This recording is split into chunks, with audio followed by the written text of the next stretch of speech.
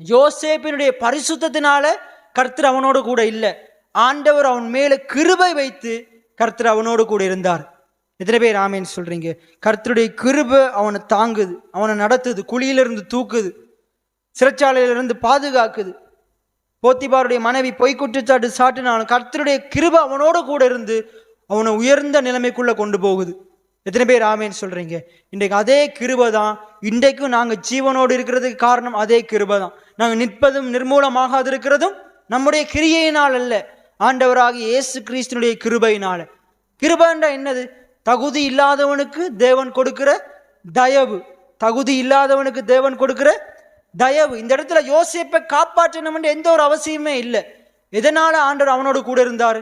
யோசேப்போடு இருக்கணும் என்றும் எந்த அவசியமும் இல்லை. எதனால யோசேப்போடு இருந்தாரு? அந்த ஆட்டுக்குட்டி இயேசு கிறிஸ்துவின் ரத்தம் அவனுக்காக சிந்தப்பட்டது.